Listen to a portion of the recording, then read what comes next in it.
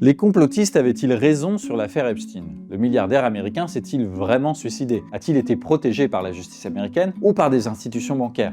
Est-il un agent des renseignements? Quelques semaines après la publication par le département de la justice américaine de 3 millions de documents, 180 000 images et 2000 vidéos, les investigations sur l'affaire Epstein sont loin d'être terminées. Il faudra des années pour en venir à bout totalement. Mais on peut déjà tirer quelques conclusions sur les théories qui circulaient jusqu'ici. D'abord, parlons de sa mort, survenue le 10 août 2019. Oui, il y a eu une série de négligences confondantes sur ses conditions de détention en prison au Metropolitan Correctional Center de New York. Michael Horowitz, l'inspecteur général au sein du département de la justice des États-Unis, a publié en juin 2023 un rapport de 128 pages. Celui-ci confirme que les protocoles de sécurité ont été ignorés de manière quasi systématique la nuit de sa mort. Les caméras étaient défectueuses, les gardes étaient endormis, et notons également que Jeffrey Epstein a été laissé avec une quantité excessive de draps de lit qu'il a utilisé pour se pendre. Certains affirment que sa surveillance anti-suicide a été retirée 24 heures avant sa mort, mais pour être plus précis, elle l'a été totalement le 29 juillet, soit 6 jours après une première tentative. L'évaluation psychiatrique ayant estimé qu'il ne présentait plus de risque immédiat, nécessitant la surveillance la plus stricte, même s'il restait un détenu en isolement sécurisé, avec obligation de visite toutes les demi-heures. Enfin, ces derniers jours, un brouillon émis par le bureau du procureur des États-Unis pour le district sud de New York alimente les soupçons. Selon certains, ce document serait la preuve que la mort d'Epstein n'était pas un accident mais un événement planifié. Le département de la justice a expliqué cette anomalie par une simple erreur lors de la saisie de la création du modèle de ce document,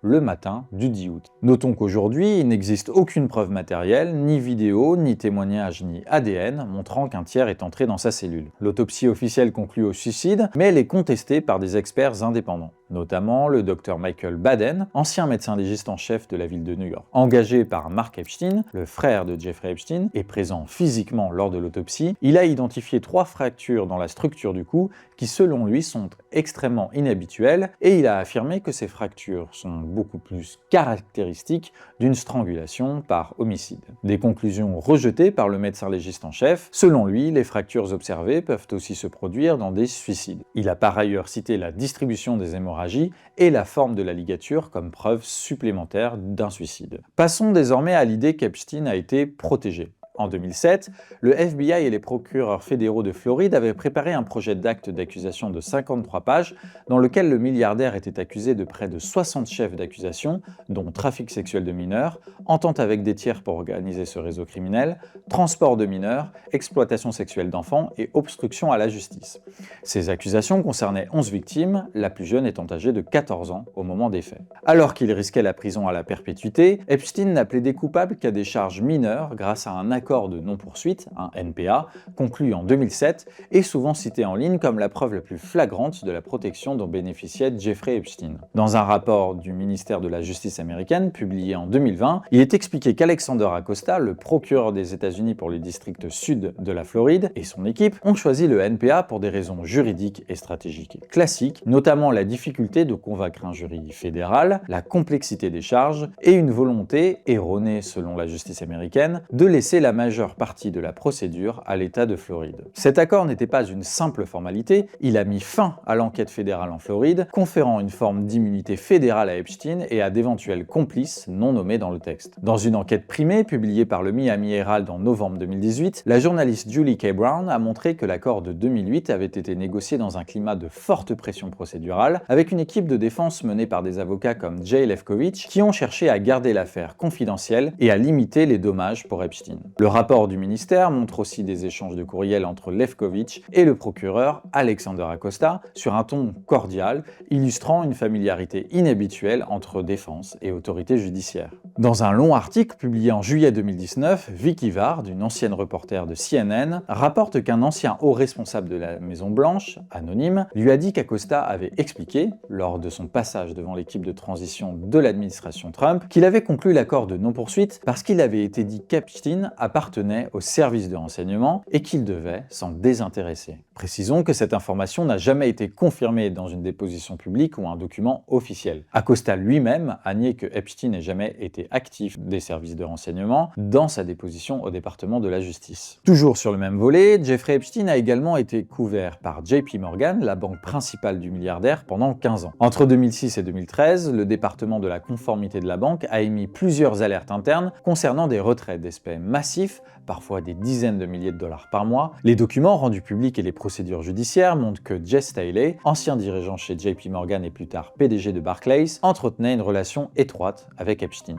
Pour l'instant, il n'existe aucune source fiable démontrant que JP Morgan a délibérément aidé Epstein à payer des victimes ou complices en espèces pour éviter des rapports d'activités suspectes. Les allégations contenues dans les poursuites civiles concernent surtout une surveillance insuffisante et un manque de diligence, et non une conspiration délibérée pour détourner la loi. Autre banque impliquée, la Deutsche Bank, qui a continué à fournir des services bancaires à Jeffrey Epstein après que JP Morgan a fait fermer les comptes d'Epstein en 2013, alors même qu'il était déjà un délinquant sexuel enregistré. La Deutsche Bank l'a pris comme client et lui a fourni des services bancaires jusqu'en 2018, fermant ses comptes après son arrestation en 2019. En 2020, le régulateur financier de l'État de New York a imposé à la Deutsche Bank une amende de 150 millions de dollars pour ses manquements à surveiller des transactions suspectes liées à Epstein, notamment des paiements vers l'Europe de l'Est et des retraits importants en liquide. Passons désormais aux affirmations un peu plus difficiles à vérifier. Jeffrey Epstein voulait-il faire chanter ses invités? D'abord, certains plaignants ont affirmé qu'il y avait des caméras cachées dans toutes ses propriétés et qu'elles auraient été utilisées pour filmer ses activités ou celles de ses invités. Le FBI a saisi une grande quantité de vidéos et de photos dans les domiciles d'Epstein, à New York, en Floride et aux îles Vierges. Ces médias contiennent principalement des images de filles nues et d'Epstein et de sa complice Ghislaine Maxwell. Pour l'instant,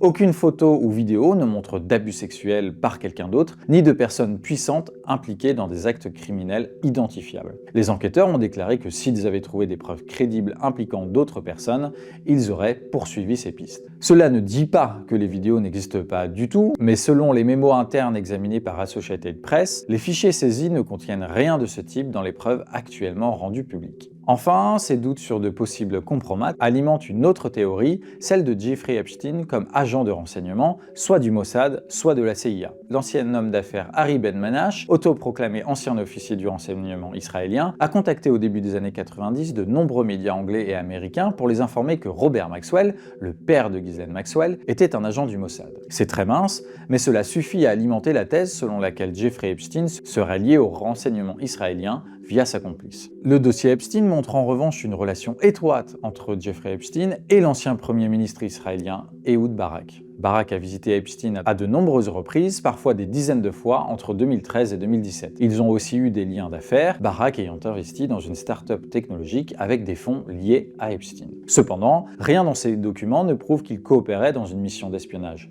ni que Barak ait dirigé Epstein vers un service de renseignement. Reste que la journaliste Julie K. Brown, dans son livre Perversion of Justice, affirme qu'il n'est pas impossible qu'Epstein ait de telles connexions et que la piste reste à explorer. Notons enfin que Jeffrey Epstein a eu plusieurs rendez-vous et échanges en 2014 avec William Burns, l'actuel directeur de la CIA, alors qu'il n'était que diplomate au moment des faits. Pour l'instant, ces rencontres ne sont pas la preuve d'une collaboration secrète ou d'un rôle d'agent. Enfin, Epstein était-il à la tête d'un réseau pédophile international? Pendant presque 14 ans, le FBI a examiné minutieusement les relevés bancaires et les courriels de Jeffrey Epstein. Il a perquisitionné ses domiciles, il a passé des années à interroger ses victimes et à examiner ses liens avec certaines des personnes les plus influentes au monde. Mais si les enquêteurs ont recueilli de nombreuses preuves démontrant qu'Epstein avait abusé sexuellement de mineurs, ils n'ont trouvé que peu d'éléments indiquant que le milliardaire dirigeait un réseau de trafic sexuel au service d'hommes puissants, comme le montre une analyse des dossiers internes du ministère de la Justice réalisée par l'Associated Press et publiée début février. Les vidéos et les photos saisies dans les résidences d'Epstein à New York,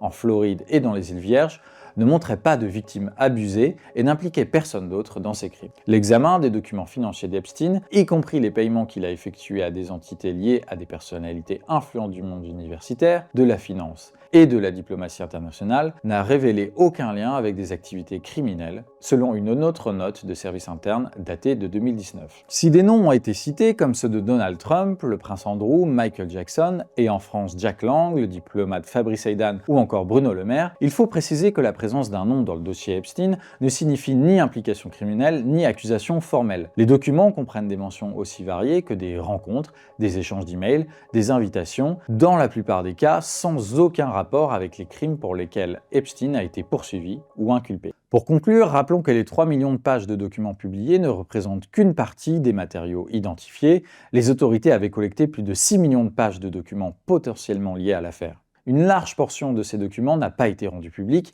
la loi américaine autorisant des exceptions pour protéger l'identité des victimes, respecter le secret professionnel avocat-client et d'autres privilèges juridiques. Tant que ces pages ne sont pas publiées, l'affaire Epstein conservera sa part de mystère insoluble.